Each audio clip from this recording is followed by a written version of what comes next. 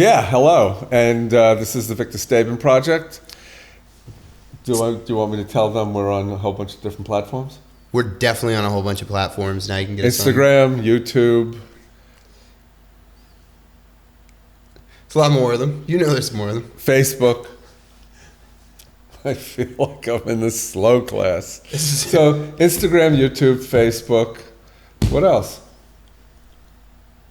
You got Twitter. I tweeted today. It's good. Yeah. Did you see it? I did not see it. Okay, you want me to tell you about it? Yeah, sure. What was it? All right. So this woman walked in, and she really loved the ABC book. Yeah. And somehow she started riffing about how sports figures get paid too much money for what they do.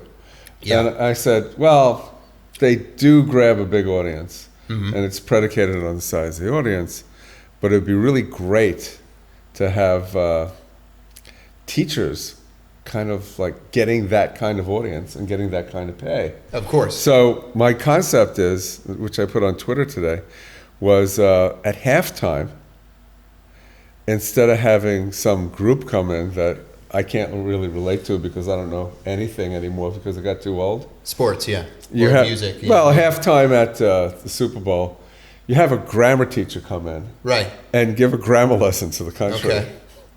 And pay her. That's really big bucks. Throw money at her. Throw big money at her. And thank you, Miss Smith. We'll see you next year. Woo! The fucking just Bud Light sloshing together.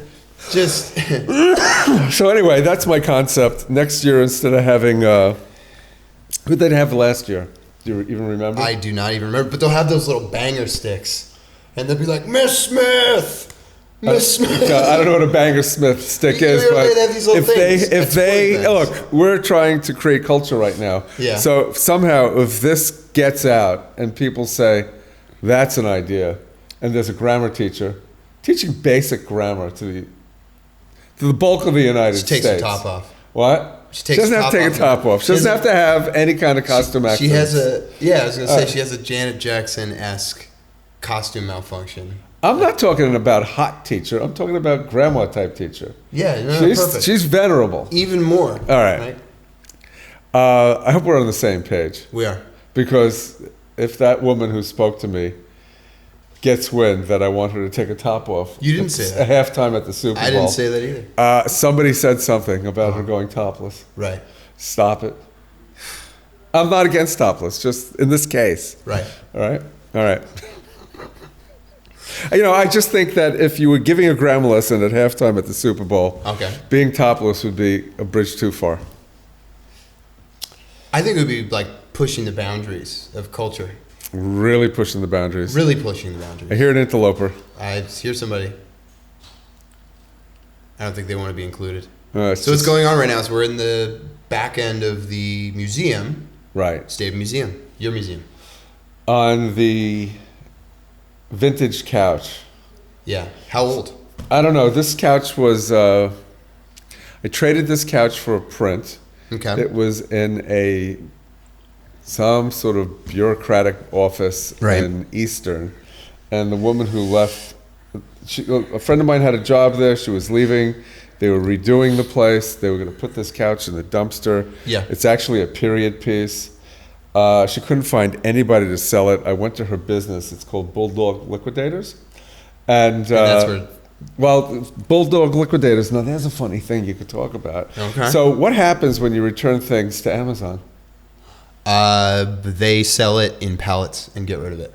They collect it. They sell it in pallets to places that have liquidation businesses. Yeah. So, for example, they will have $60,000 worth of product, wrap it up with plastic, put it on a pallet. Not check any of it. They don't want to repackage. Right. So they'll bring it to this place. They'll sell it to them for $8,000, and the place that gets it is now got to sell it so they make a profit. And Amazon just writes it off as loss. It's part of doing business. It's cheaper than restocking. Which is kind of funny because I bought a iPad Pro. I wanted to play with it, and see what it was like. And I just felt, I'm not comfortable with this thing. I remember you going through that. Yeah, so I went through that. I'm glad I went through it. Yeah. And so I returned the iPad Pro to Amazon. Okay. And I bought it through Amazon, Apple product through Amazon. When I Yep. went to return it, Amazon said to me, we'll give you 20% off if you keep it. And I thought, that's crazy. That's desperation. They don't want to restock it. Right, now. So they would give, it was a $1,400 item. It was the best one they made. We've actually uncovered something very important here. Well, Amazon will give you deep discounts, just threaten to return it. Just, you should do that certain with every items, certain items at a certain price that are, they should be delivered pristine. Right. You don't want to get anybody's fingerprints on your $1,400 iPad. Yeah. So anyway, You want they your own have to oils, take care of it. skin. They just can't give that to Bulldog Liquidators. So Right. anyway, back to Bulldog. I went there a couple of times because my friends own the place. I was looking around. It's an ADD generator. You look around, you don't know what you're looking at, and there's tons of it. And you're going, what is So this? they're not discriminating. They're just buying things. They're getting pallets. Shotgun blasts. They're getting pallets, and they're I getting don't rid care of what's it. in this pallet. Clothing, cool. Electronics, cool. Furniture, cool. Light bulbs, cool. Anything. Yeah. Bird This cages. was probably part of a dentist's. No, this office was in set an from the office 70s. in, one of the administration buildings in Okay. It's got Eastern. that. It's got that. But kind of wait a look. second. Okay. This happened to be at Bulldog Liquidators. So I was All right. at Bulldog Liquidators looking at all this stuff. They're gonna have to pay you if you say their name one more time. Okay. I wish I knew their address. They're off of 209, but near Broadheadsville Across the street in behind PA. me. They are. Yeah. But near the ShopRite. Anyway, I looked through this place and I said to my friend, I said, the only thing I want here is the couch. Yeah. And she said, that's the only thing I don't want to sell. And I said, okay. Then she said to me, but I'll sell it to you. Why was Trade it? me for art. Did What? you ever find out why she was so attached to it? She liked it. She knew it had real value. And she said she wanted to sell it for a couple of $1,000s. But the problem is, You got to you find the right really person. have to bring it to the right venue. It's Yeah. got to be a metropolitan area. You're never going to find the right person. By the time you go through the effort, you're dead. Yeah. So she swapped with me. And since I've had it, nobody sat on it. I've seen 2 people sit on it in 3 months. So it's being taken care of, Dawn. Come to the Stabin Museum, Sit on the couch. 268 West Broadway in Jim Thorpe, PA, Yeah. and you too can be amongst the first 10 people to sit on the couch. Sure. And There you next week we'll show you the chair. Okay, yeah. All right. Let's Or do maybe, can we pick the camera up and go through the room before we turn off? It'd be a terrible idea. Really? We could do it in a vlog, not a podcast. Oh. Yeah. All right. Hey. It's an audio format. It has a video component now. I mean, think you're that's rigid and you're like losing sight of creative. The pun possibilities. is amazing. What? Losing sight of. I'm like, Did it's I an make a audio. pun? Yeah, because I'm like, it's an audio format. And you're like, well, I think you're losing Oh, this sight. is all audio. Well, it's audio with video component, but different places you can experience it different ways. You sound disoriented. You sound very confused to me. It's audio but it's got visual. okay. It's got video. If you're on iTunes, it's audio. Okay. If you're on our YouTube, it's video now. Oh, if I was on iTunes, if I was on iTunes right now, Yes. I would turn it off. I turn off and go right to YouTube That's a good recommendation. People Yeah. should definitely be doing because that. you want to see and hear this platform. Well, there's a guy that has to like go through and render all this video out and upload it, and that's all he does all day. Are you it would talking be about yourself? It would be a shame if somebody weren't, to where to listen and not want to see All right. what we look like. I'm glad that we have a list of things to talk about because do, but- we haven't touched it yet. So, okay, to the right of us, if people watch the video that came out last Monday about the Stabin Museum, they will know that the stamps you did for the United States Postal Service are over there. I'm looking at them right now. They can check them out on YouTube. It's called the Stabin Museum. How did you get that job? Your first stamp job? I think it was about 25 years in the making with a 10-year watermark, and I'll explain that. So Sure. for about 25 years, I would send samples of my work to somebody in the post office, right? They'd never call you back. About 15 years after doing it, I started to do a series of portraits that were 4 inches by 5 inches of my friends. I happen to do portraiture. I happen to like doing portraiture. Yeah. So I started doing these little portraits, it's kind of like a funny thing to do because the art world really respects big work. I started to make these miniatures, and I was making them for myself, thinking I'd move them into galleries. And as I was doing it, as I would finish a portrait, I'd put it in my pocket. Yeah. And when I would go out to socialize, people in New York City, oh, it's Mom. Hold on a second. Oh. It's Florence Stabin. Yeah, of course. Okay, hold on. This is always a good part of the show. Hey, Ma, what's up? Are you okay? Hi. Victor, Yes, Mommy. are you busy now? I'm a little busy. I'm actually recording a video for posterity. All right, when will you be over? Let me call you in about an hour, All okay? left. What? Let me call you in about an hour. All right, I'd like to talk to you, and I think that you want to talk too. Oh, no, I only want to talk to professionals. You only want to talk to whom? Professionals. I need professional help. All right, but maybe you can burp yourself a little bit, make you feel better. I can't wait. I'll call you in about an hour. All right. All right, thanks. Bye-bye. Love you, Mommy.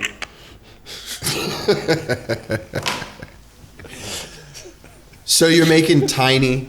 I'm making Portraits. these small portraits. You go Yes. out, people ask you what you... In New York City, people always want to know what you're doing. Right. And because people are doing it... Do they, or things. do they just want to ask? What? Is it one of those things where they just want to ask, or they really want to know? Is that a culture thing? I think people come to New York to pursue careers. So asking somebody what they do Natural. might be an awkward way of approaching it. Sometimes I would just say to people, what brings you to New York? Right. Right? And there are just some people who are trust fund babies, don't do a damn thing. Right. They just go to parties. There's a whole generation. Anyway, I remember being in at a party, and I was talking to the art director for this magazine called Rolling Stone. Yeah. And he said, what do you do? And I pulled this picture out of my pocket. It was Natalie. And she's this beautiful young girl who posed for me. Yeah. And, We'll have to do a vlog about that. And, to this day, I cannot remember her last name. I only met her very briefly. He looked at this. He goes, this is like a Renaissance painting. Yeah. And I had done a bunch of work for Rolling Stone with a previous art director. Somehow, I never connected with this guy. But now he's my friend on Facebook, and I don't know That's what everything. I don't know what he does. That's everything these days. Anyway, so eventually I did about 20 of these portraits. I did them of friends. Some of my friends were well known in the art community. Some of them were just my friends who were well known to me. And it got me a series of posters to do for a pharmaceutical advertising agency that was representing a psychotropic drug called, a company that was making a psychotropic drug called Lithobid. Okay. I don't know anything about Lithobid. Neither do I. But it's probably an antidepressant. It's got that name. It's probably like Prozac. Anyway, the concepts that went into making these particular posters were very fanciful. Mm-hmm. I didn't come up with them myself. I kind of thought, they're okay. They're really not me. I was getting paid nicely. And what happened was, you're always trying to get into these annuals when you're an illustrator that show your work off inside the illustration community. And for example, maybe 7,000 people will submit to this annual, and they'll pick like... So you want to be like highlighted by the industries? Yeah, and they'll pick like 1 out of 12 or something. So maybe 500 get accepted. They accepted 1 or 2 of my posters. And there you go. Somebody from the post office saw it. Yep. But this is 10 years from when I did my first little portrait. Okay. So this is at the end of like 25 years of sending stuff to the post office. Now, okay, so the big underlying message there is you're like sending them stuff almost every year, Yeah.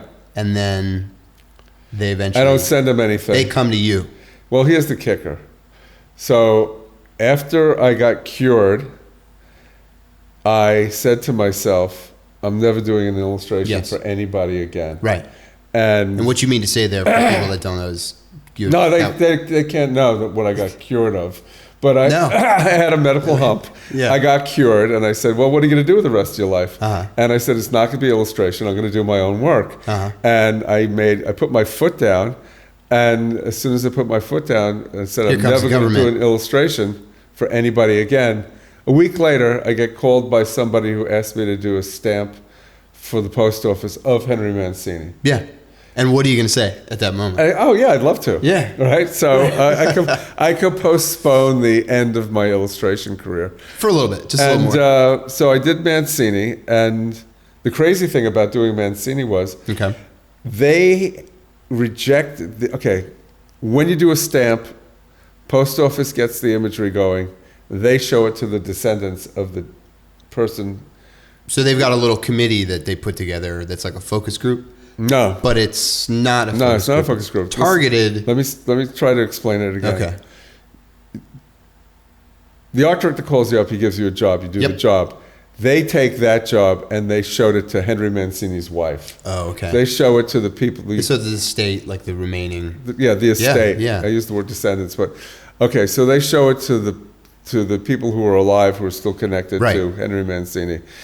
The first guy who did it was named Michael Dees. He is the best portrait artist in the world, just about. Okay. Okay, so he's so good. Wait. He's so good that when you go to the movies and it's a picture made by the Columbia system, Okay. and you see the picture of the woman who almost looks like she's in a Statue of Liberty pose, wearing a long gown, holding her That's arm him. up. That's a painting by Michael Dees. Okay. Right. It's a great painting. Yeah. What were you going to say? I was going to say, so they gave the guy who, in your opinion, It's so good. fuck, killing it. Right? So fucking good that I don't even want to Okay. bother to try to render things as well as So he does. you end up in a position where they where rejected what him. they didn't want. Why did they reject it? Did you ever find He out? did a Not to cast any shade on him, No, but no, but not casting shade on him It's- at all. it happens. It's just life. The post office gave him a job, Uh-huh. and the job was to do a portrait of Mancini, and they put him in a tuxedo, and it was like half torso up to the top of the Yeah. head. And his wife looked at it and said, "There's no concept here. It's just a pretty portrait." So they found me because of the wacky concept that the art director named Roger Musich came up with for the litho bid. And they said to me, "We like the way What's you..." a litho bid? Litho bid is the drug from the pharmaceutical company. all right. And so they found me because of these litho bid posters. Yeah. Because they love the way I think. And it wasn't even the way I think. Okay, now that is good. Like So- that's good content right there because you're getting hired for the job you wanted because of the art direction you took that wasn't even yours, and the new And I'm acing out the Right. guy who's the best portrait artist right in the country. Ain't that funny how it works? Yeah, it's really funny. Because So- that would not be the story that people would assume. No, You know? and it's so convoluted because everything's made by committee in the post Right, office. right. So everything's getting like a left-hand turn in the So middle you of get the it. night. They show it. What happens from there? He says they like the way I think. Think of something. So you can see the Henry Mancini stamp. Just look it up. But Yep. it's a picture of Henry Mancini on a screen in a movie theater with his arms up as if he's directing an orchestra. And you don't see the orchestra. You see rows of heads in the movie in silhouette, like Mystery Science Theater. Mystery 2000. Science, that comes up a lot. Yeah, but Yeah. they didn't invent that. But nevertheless, you see the silhouette heads. Okay. And one of the heads in the theater in front of the movie screen is the Pink Panther. And he's reaching up and he's tickling Henry Mancini's underarm. Now, wait. Here's the kicker. There's a kicker. The kicker is... Wait, there's more. This is the kicker. Call in the next 5 minutes. This is the Yeah. best part. Is this almost over? No. Oh, okay. So the late best night part TV. is I come up with Mancini. He's conducting. He's in the movie theater. The silhouette of the heads are in the movie theater looking at the screen. Yeah. My plumber comes in. My plumber I live in Queens, New York at the time. My plumber comes in, he looks at what I'm doing, he goes, "How come you didn't put the Pink Panther in the audience?" And I thought, oh, what a great idea. And so I put the Pink Panther in, and then I show it to the post office, and Henry Mancini's wife goes crazy.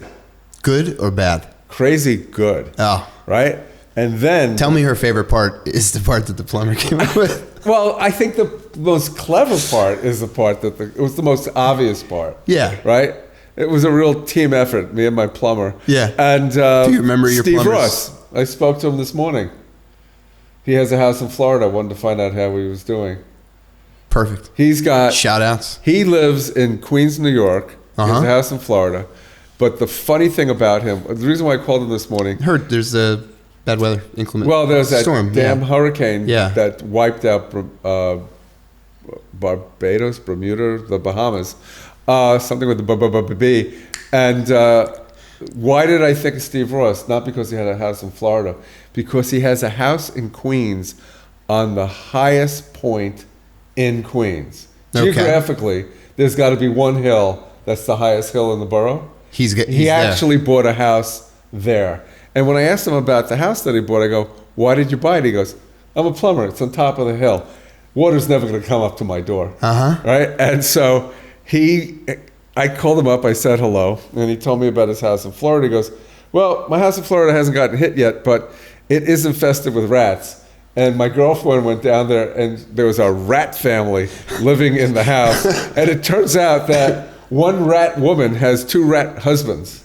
So there was 2 rat men with little baby rats and a rat mommy. Rat mommy. Yeah. Rat mommy." So Your plumber needs a friend that's an exterminator. That's the story here. His girlfriend got an exterminator right away after being liberally freaked. Yeah. So anyway, Henry Mancini's wife loved it. Then the post office came up with the big idea. Okay. That the Pink Panther should be tickling Henry Mancini's underarm. Where does the tickling come in? Somebody from the post office said, have the Pink Panther doing something like a trickster or something annoying. Yep. So they did that, but stamps get so scrutinized by so many different groups after they come out that somehow Italians got pissed off at there were letters to the post office complaining from Italian constituents that the Pink Panther was making fun of Henry Mancini's hairy underarms, but he's wearing a turtleneck sweater. And you just get to hear it all when you work for the post office. That's like... non sequitur. What do you say after that? Yeah. Can you imagine the diligent hands writing those letters? Who's the person that writes that letter? I want to know. They're calling you up tomorrow probably for some reason. But if you or someone you know Yeah. has ever written one of those letters, please reach out to Victor Stabin. We want to talk to you. All right, that's your thought. That's you want to talk? totally- I'm going to funnel the calls to you. Just do So- it. I'll take them. What happened was I mean, we could talk about this for a while, but Yeah, of course. the post office told me that they were going to have a unveiling of the stamp that was going to be a pretty big party. Yeah. Because Jeannie Mancini knew a lot of people in Hollywood, and I'd be invited to go to the outdoor event during the day. You are popular today. How many calls? I'm not taking that call. No?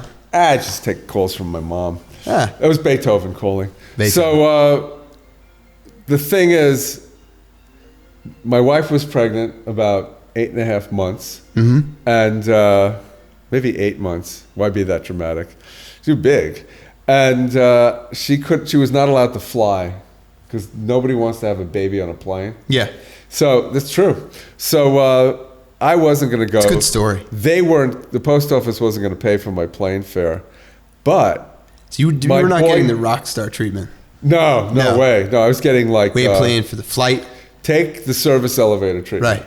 So she says to me, "You have to go." But the thing is, why did she say, "You have to go"? My boyhood hero was the MC, And who was the MC? John Glenn. So you had to go. So I had to go. And Yeah. so now I know I'm going, and I'm going to see John Glenn. I'm going to make my way to shake his hand. And I made a print for him and a print for me of the Earth floating in space as if it was floating in a pool of water. Okay. It has like a top side and a bottom side. You were visiting this. You always have there's a lot of water in all of your work. Yeah. As much as you can, you want to. So it's a little trippy. Right. It's a trippy version of the Earth floating in water, in that the top of the picture frame is light blue, the bottom is dark blue, Okay. and the world is sitting in half and half in the middle of the top and the bottom. Anyway, best scene, and best scene as opposed to explained. So I bring these two prints, and I'm saying to myself, I'll get him to sign one. So You got it in your mind. So outside, Yeah. all of a sudden, this is just not an amphitheater or like some sort of like village square. Okay. It's huge.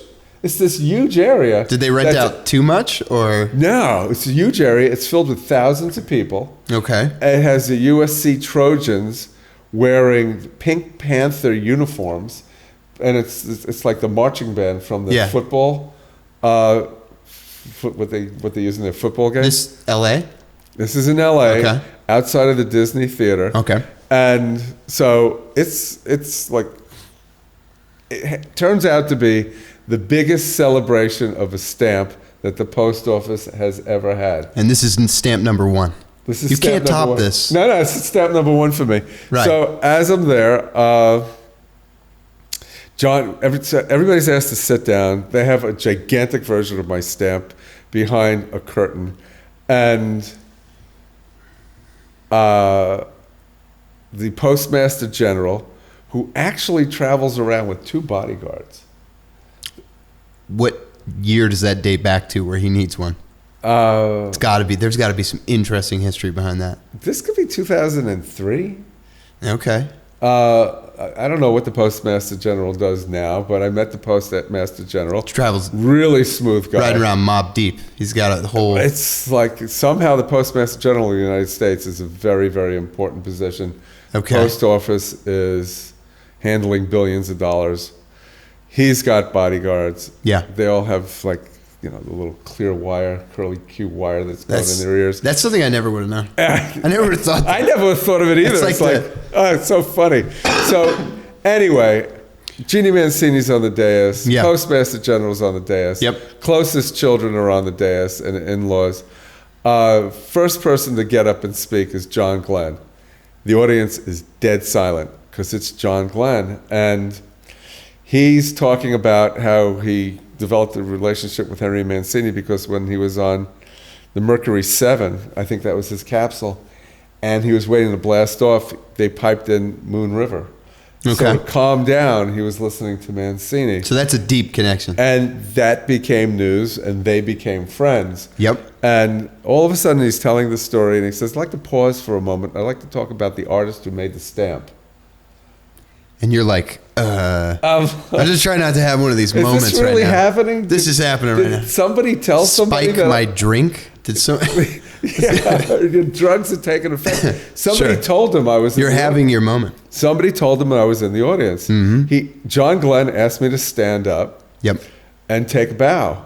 And the thing is, the post office has a hierarchy of art directors. Yeah. The main art director and the people below him. The main art director is called the creative director. He hires all the people below him. Yeah. They are very tight about how they give away any accolades. They want to keep it all for themselves. So the second this happens to me, I can tell that Jeannie Mancini knew that I was there. Probably told John Glenn. Yeah. And they don't know they're like stepping on toes. They don't know No that idea. the guys at the post Some office bureaucracy where. fucking Stabin, right? Yeah. So this happens. I get to meet Jeannie Mancini before this actually happens. And there's going to be a party that night. And that night, Julie Andrews is the MC. Okay. John Williams is the orchestra leader. Go figure. Stevie Wonder is playing harmonica for Take As soon as you got to John Williams, I'm like, oh, you're getting to names that I know now. Yeah, okay. I'm like, this guy, Stevie Wonder? Yeah, know that guy. Stevie Wonder is playing backup harmonica for Take 6. He's not even singing, right? Okay. Stevie Wonder's your backup. You're doing really great. Yeah. The original saxophone player from the Pink Panthers there. Okay. And they have a gigantic stamp of my stamp is projected across the whole stage.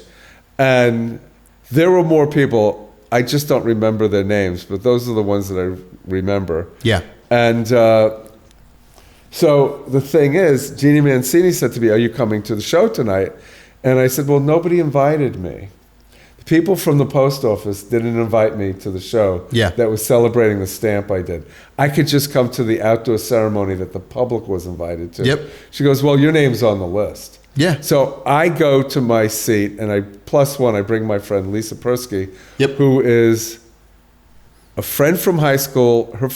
She lives in LA. She's been in 5 Francis Ford Coppola movies. She's been on the Johnny Carson show 3 times. Have you heard of Johnny Carson? Yeah, I think I heard of that guy before. Kid. And so Lisa's a character actor who's fantastic. She shows up. She comes with me as my date. Yeah. And so now you're Hollywood. You're Hollywood Vic. I am Hollywood Vic, and I am there, and I'm sitting in the row for the ticket that I received, and guess what? What? What is next to me is 4 empty seats. And these were seats that the post office were given by the Mancini family to fill with whomever they wanted to bring. And they wouldn't even ask me. Yeah. They would just rather not have me sit next to them. Okay. And, hey, they don't want. Okay, so you're now they don't in want these to share seats. any spotlight. Tell me, are you now sitting next to the Postal Service people? Yeah.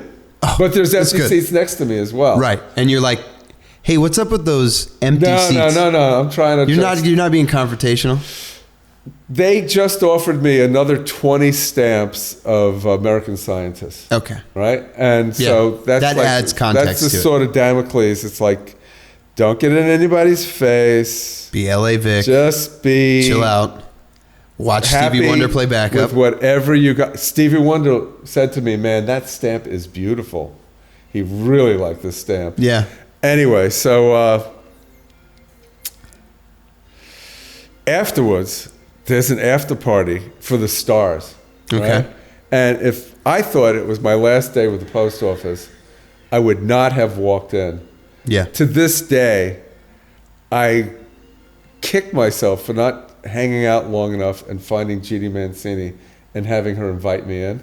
Yeah. But I would have been partying with John Williams, Stevie Wonder. Yeah. And I don't even know if the post office was going to be involved with this, or if the art directors would have been in that room. No, this sounds like the LA party after the LA party. After the LA party. Yeah. And I just thought to myself, if I get invited to this party and they're not, I'm fucked. I'm not going to get the next 20 stamps. Right.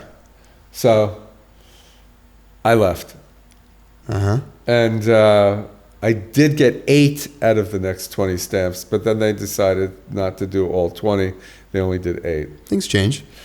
Hey, altogether I did 9 stamps.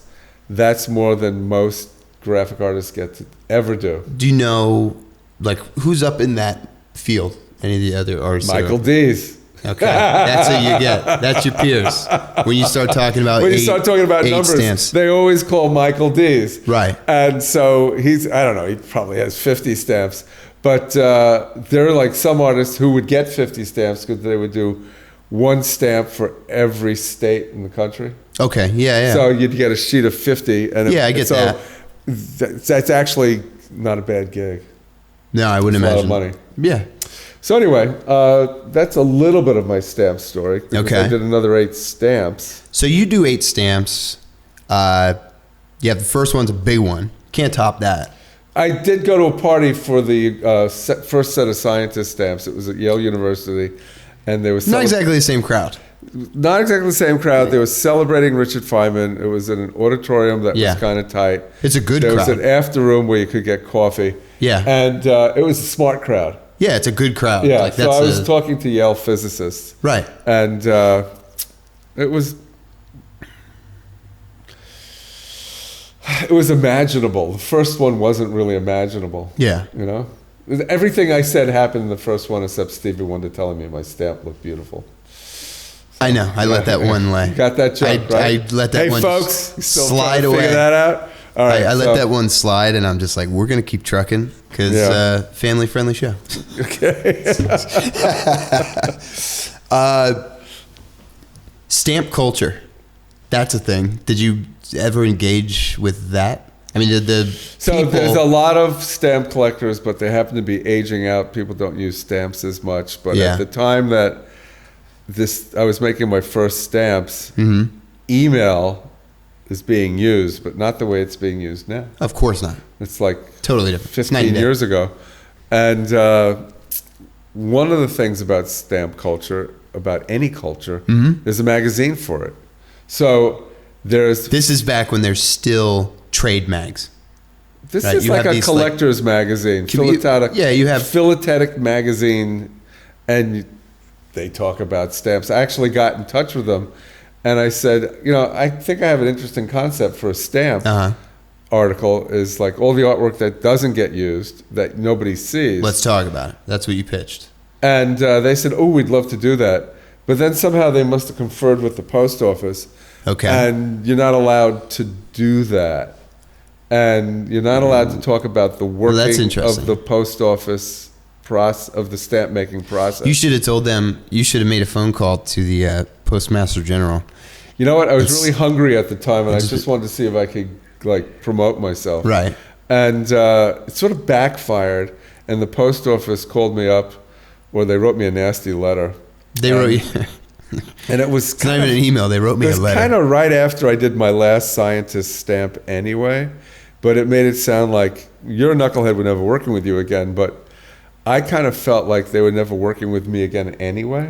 Yeah. Because that particular series of stamps. You feel like you got cultured out, where like the culture, they're ready to get.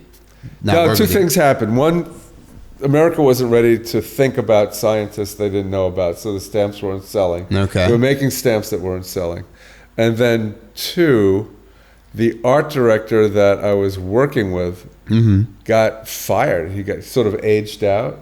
And so you have to get somebody. So then you got somebody new in the position. No. There's nobody new. There's like 5 art directors. There's thousands of artists they could choose. Yeah. The art directors pick the artists that they want. They don't pick artists that other art directors picked that they were actually competing with. Totally, I get that. So you just sort of, one day you're working for them, another day you're not. That's the kind of thing that happens with television networks. When they have these executives will pick up shows. Yeah. If it doesn't get out there and produced, they get rid of it if the head changes. The person who's creatively making these decisions. Yeah. So it kind of sounds like that's what happened. Everybody moved on. Everything shifted. Everybody's got their own personal guy they want to work with. Right. I'm never going to work at the post office again. I get this letter saying you're never going to work at the post office again. And I felt like the doors on Ed Sullivan. Did you cry? No, I didn't give a shit. Feel like a rock star. I never wanted to do another illustration as long as I lived. And working for the post office with the scientist stamps, they made me make so many changes. I felt like I was working below minimum wage. They lock you into a contract. If you could get the job done in 1 week, you made $5,000 for the week. Right. The second series of stamps, they made me work a lot over the course of a year. And it was like, well, you're locked into a contract. You don't get paid extra. You just do what we tell you to do it until we say it's done. Right. And so I really wanted to move on with my life. The doors are on Ed Sullivan. Ed Sullivan says, make the lyric change. They do it anyway. You have to change the lyrics. You can't say, baby, light my fire, we're going to get much higher. You can't say we're going to get higher. We couldn't get much higher. You can't take me higher, get much higher. Girl, we couldn't get much higher. Okay, so Jim Morrison says to Ed Sullivan, no problem, we changed lyrics. Yep. Jim Morrison gets on, sings the song exactly the way he wrote it. Ed Sullivan says to him, you're never going to be on Ed Sullivan again. What did Jim Morrison say? Just did it. We just did Ed Sullivan. So you had your... So I had my Jim Morrison moment. I did the post office. Yeah, you're like, I just did I really don't care. Stamps. If they called me again, I would do it again. But I don't give a shit. You know what you could do? Things going on. My animation is so creative. I know.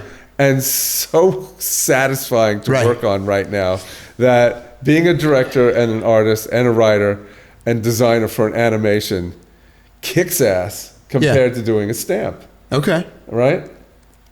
Simple as that. You got to go down that road. Now, They're not going to have a better party. You're not going to no, they're not. Doesn't sound like that. Yeah. Unless they start doing a stamp for like Keith Richards. Johnny Depp. Oh, okay. All right. Punch me in the heart. What? They hit me in the neck with a bat. They did a stamp for Jimi Hendrix, right? Okay. And that's got to be a good party. And that's the party. I just looked at it and I said, "Oh, I wish I did this." You got Paul McCartney, Bob Dylan, everybody's there. No, just Jimi Hendrix. I wish I'm big Hendrix fan. So, no, but I mean, you go to that party, you might be running into those people. who's ever left, right? Everybody's who left. So but not on the road. They love Hendrix. They're going. I didn't get to do the Hendrix stamp. Yeah. I thought the Hendrix stamp was okay. Uh-huh. It was a little. It wasn't psychedelic in the right direction. Okay. And I would have been more psychedelic in the right direction. You gotta imagine that artist was in the same boat you were in. So whatever they put together, I don't know who was the art director. I'm not really familiar with the artist. I don't want to take anything away from anybody's effort. I just wish I did the stamp. There you go. Yeah. Cool. Anyway, so that's it. It's a great story. It's most of the story, and really parts that are left out, they can come out later. Let them lie. Call me directly if you want me to tell you more. Yeah. And don't. Sometimes I don't pick up the phone. All right. So what else are we talking about here? So we have a person you spoke to about coming in and being a gallerist. We talked about it on the podcast probably a couple episodes ago. There's not much there to talk about, but there's progress being made with that. Somebody came here. They said they were going to show up next Sunday. Hopefully they do. I have to call them and say, I really liked meeting you. Please show up. Yeah. And we'll see what happens. But I really do need help because talking about my own work to people for hours on end on the weekend doesn't seem right as the artist. And so the situation here is we're in a little bit of a backwater geographically, although Jim Thorpe has a tremendous amount of tourism and is a very cool town. The rest of the week it's different. Well, the rest of the week it's kind of quiet, but it's not. It's also not a town where people are necessarily showing up to sell art, and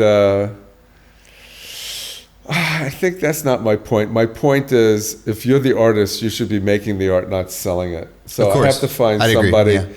And the reason why I haven't is because I'm not in an area where I could pick and choose, but people are drifting in and they're seeing the place going, I want to be a part of this. Yeah. And so hopefully this person will work out.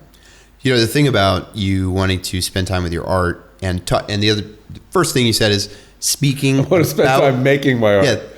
You're spending you're spending X amount of time speaking about your work with people here in the museum. That has gone up exponentially since I've been saying to you, oh yeah, by the way, Wednesday, we're going to take like 4 hours so we can record stuff. And you're always talking about something and being frustrated by the process of it because you have to learn. It's different in that way. Oh, right. The time you're spending. Clear. I'm talking about something. When you say that, you mean all the stories that go into all the artwork. You're spending infinitely more time now since we started working together. Yeah.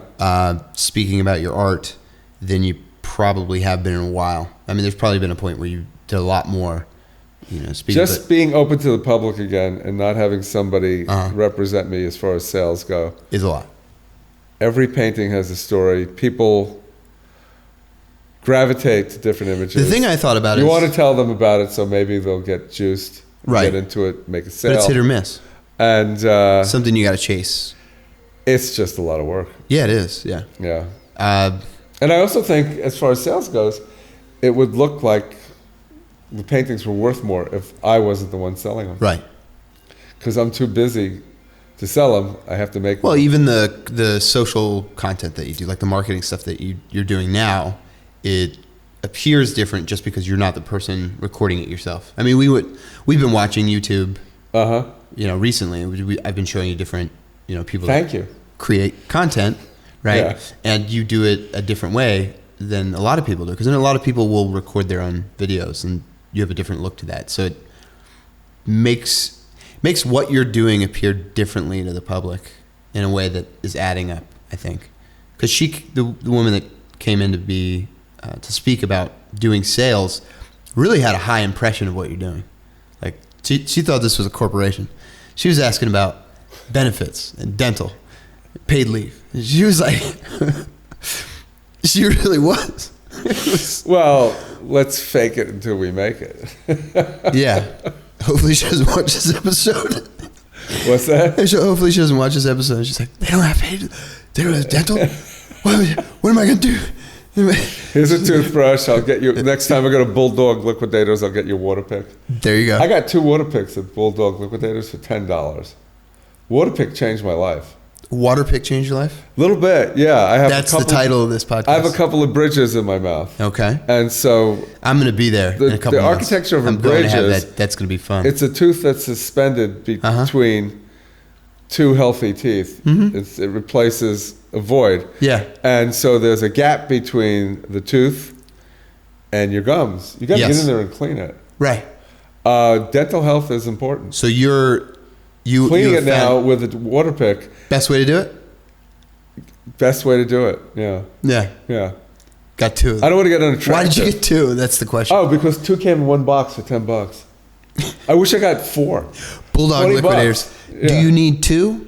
No, it comes in the same box, right? Yeah. Okay. Here we go. You take 2. You get they 2. Tell you how many. They actually have 2 water picks. One's a little more robust, and one's for travel. It's a little daintier. So hopefully we have a big dentist or dental enthusiast audience, because they're digging into this right now. I'm hoping everyone's got teeth. I'm hoping that everybody who's listening to me has teeth. Has a water pick. There's nothing wrong with it if you don't, but you're taking care of what you got. Right. Water pick is terrific. Fantastic. Yeah. Yeah. It's not that much effort, no matter how tired you are. For sure. Okay. Where were we? Oh, dental. Gallerist. Somebody working here. Dental. Gallerist. Benefits. Corporation. It looks like a big operation. Yeah. I mean, we'll see what happens. We will see what happens. There was a moment where I had this anxiety because sometimes there's nobody here. And it's like, well, how are you going to hire somebody to do sales if there's nobody here? And then as soon as you say that, 20 people walk in and you're just overwhelmed. Yeah. And I just thought to myself, I've got to get this person to work here for a day just so I can take a day You know off. how you make it up too? What? You say, all right, you got the salesperson. You do special event tours. You pay your money up front. Yeah. Costs money. You give the tour. You make your money back, basically. I give special event tours. You give special event tours. Charge. You make it back. You start like, I don't know. I want you to just do the math in your head. I'm kind of turning into the character from Sling Blade. So the question... I don't know if I can do that. All right, scratch that I just idea. really want to get away from that. Here's the other thing. Okay. You know what? Special event tours are great if you have... If they're special. Your PR and your audience... Yeah. So locked up that when you do that tour, you're making the connections and sales that you want. Yeah, of course. I don't want to give special event tours until this place is rocking a little bit more. That's what I do. Okay. I'll take your top 20 commenters. Hey, let's talk about likes. I'll take your top 20 commenters. Say it again. I'll take your top 20 commenters, like the people that are engaged. Yeah. And just be like, hey, do you want to come to this? We're going to do this in 4 months. Okay. Would you come? And that's the audience. That's how you do that. Take those prime, the people that really dig it. All right. Well, let's talk about that as if it's a work in progress. Yeah, of course. Okay. It is. Everything what's so great that you get out of doing a podcast like this is all the stuff we're doing. We've been talking about it now for 2 months. It's getting done. And it is getting done. In 2 more months, we'll have other stuff, and we won't even remember that there was like, when we started doing things, we're like, oh yeah, maybe we'll do a podcast. We did like the first episode was like a 10-minute little tiny bit, right? What was it? In the beginning. And you were talking about how your mother was on diet pills. Really? I was talking about that? Which were speed back in the day. Yeah, okay. Yeah. You want to talk about likes? I think you're probably up to... Likes? Oh, likes. I think you're at 2,500 on Facebook right now. All right, so... That's the news for the week. When I was on 25... when I started... Look, last night I saw 2,474 people, which is pretty close to 2,500. It Should could be that now, but when we started, I had 300. Yeah. So you're making it happen. That's only a part of it. Okay. Likes are a part of it. Content is the real thing. Good content. Well, we're working on it. You know, we're talking to people out there. Talking to you is just things that we make have to be entertaining, and they have to tell your story, and they have to always get better. That's really what it's about. Okay. What's the next topic? Well, I have another thought on... Or is there a segue? And I need to say next topic. No, you gotta say the next topic. Hey, Free flow. look at the next topic. Hey, next topic. Hey. So Victor Stabin. Excuse me.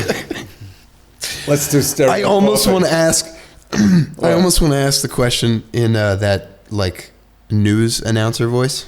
Yeah. The like local news announcer voice. What are you going to do with your time now? If you're not going to be, speaking to people for spending hours on the weekend, what are you going to do? You'll be creating? What am I going to do with my time? Yeah, are you going to create more? Is that what's on my wish list? Right now it's all animation all day, I imagine. I think for the next 3 weeks, okay, I'm going to be a slave to whatever Ben needs as far as creating or editing artwork. Yeah. As the animation rolls forward and we get it all. Boy, I want to use the word complete, but I'm just keeping my fingers crossed. Are you hesitant crossed. to use that word? Yeah, because after all the artwork is done and the animation is created, I'm going to have to talk to the bass player. I think I'm going to use a bass track like I did in the first one. Okay. And then I have to talk to somebody who's the Foley person. Yep. And the Foley person, what is Foley? Sound effects. I didn't know that until I started making an animation. Yeah. So there's another 2 layers of stuff that's going on. And so after I get the animation done, I have more time. I want to paint. And I want to get rid of the peripherals that stop me from painting. That can only be a good thing for you. Yeah. But the thing is, I haven't painted for about 5 years. People ask me, it's like, my God, that's like, how could that have happened? Mm-hmm. But the thing is, I've made so much artwork for the animations that... if you were to take that and separate it out, you've made a ton of art. I've made a ton of art that could be put into a book or 2 books. Yeah. And that's an issue, sort of like, okay, so you have these animations, they could be turned into books. Yep. And so do you go down that? Do you take that turn, and now you're producing something again that's not? Well, this is art. What I'd like to do. I was listening to somebody being interviewed, and they were talking about pitching to Netflix. Okay. What I want to do is Netflix. You called it Netflix yesterday. I did that yesterday, but it wasn't being recorded. So what's your problem? There is none. Mr. Gaff. There's a lot of streaming media. There's tons of streaming media, and this particular series of animations, from what I've been told, I have more than I need to present. Right. And from what I've seen, and I've kept streaming media on in my studio as I'm doing things. So I've seen all the stuff that really... I'm looking at all this stuff on streaming media that seems to be mediocre or mimicking itself. And I think what I've created with my animations are visually unique whether you're going to get into the scripts or not. In the first 10 seconds, you're looking at something that is completely different than most 2D animations. What do I mean by 2D animations? You have your 3D Pixar animations, and then you have animations where artwork is made and then it's sort of like bent, or they make things talk, or they move it across the page. Like Terry Gilliam might have been the first 2D animator that I was aware of, but it's a simpler form of animation. It's usually predicated on script and simple artwork, but the artwork that I've done is not simple. It's highly rendered. So for a 2D world, it's like the top of the charts. Yep. So you have something that's going to be unique to look at, and my stories are completely wacky. I'm hoping that I get connected and somebody says to me, okay, you have 25 minutes, we need an hour and a half. Yeah. And they turn it into maybe a 5-part segment where you could watch 5 of these stories sewn together under the umbrella of what I'm calling right now radio stories. Okay. So if that happens, I'd be able to actually hire people to do... Help produce it at a larger scale. Maybe even to do some of the artwork predicated on the artwork that I've already done.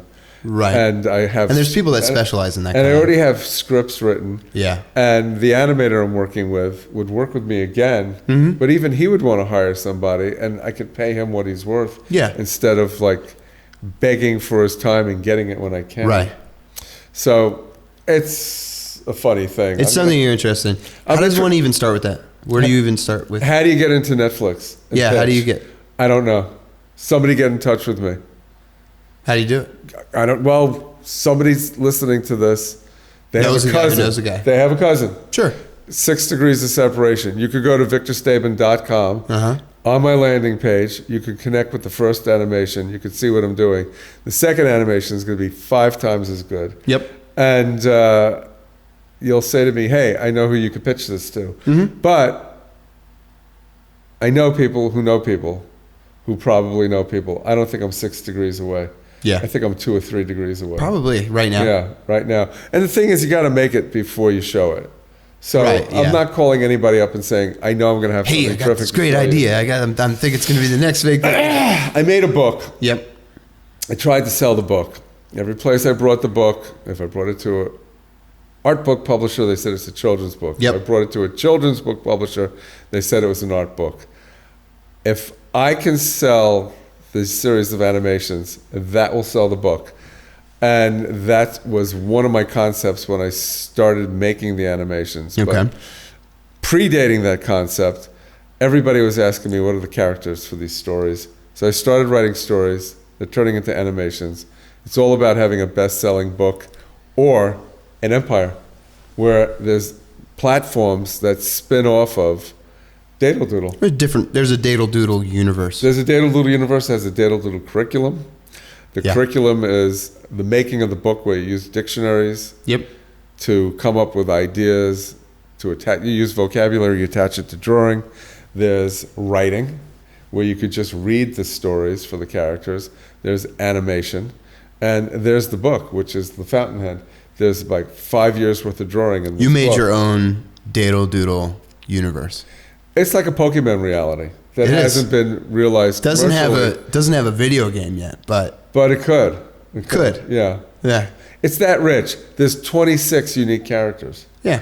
And somebody wrote me the other day, they said, I was trying to figure out what's my favorite character in this book, but I could see that everyone was absolutely loved to death and that you made everyone with the same care you had made the one that preceded Yeah, the it. same attention to having a complete. So we'll see what happens. VictorStabin.com, look at the animation, tell me about your cousin, get back to me. We'll have sushi on the pier behind the Vertical Club to celebrate. Perfect. While we'll be smoking Louis Armstrong cigars. Amazing. Okay. Sounds like a nice idea. Mm-hmm. And that's going to be episode 8. That's it? That's it. We're done? We've been going. Oh, man. We had this long list. Yeah. All right, so you want me to do an outro? You can tell the folks goodbye. Goodbye. If you like what we're doing, you could find it on YouTube. You could find it on Instagram. You could find it probably in the back of your pantry behind a can of stewed tomatoes. If you left your phone there, you could go behind the can and you could get the podcast. No, it's just behind the can. You don't need your phone. It's not how podcasts Anyway, work. it's on Facebook. Oh, I love what you're doing on Facebook. Yeah. I was pretty impressed. I was rifling through one of these vlogs you made, and then it goes to the next one. Right. That's because all we do is put out content. You're You're paying me to do it. you're the best. It's my job. Goodbye. See you guys next week.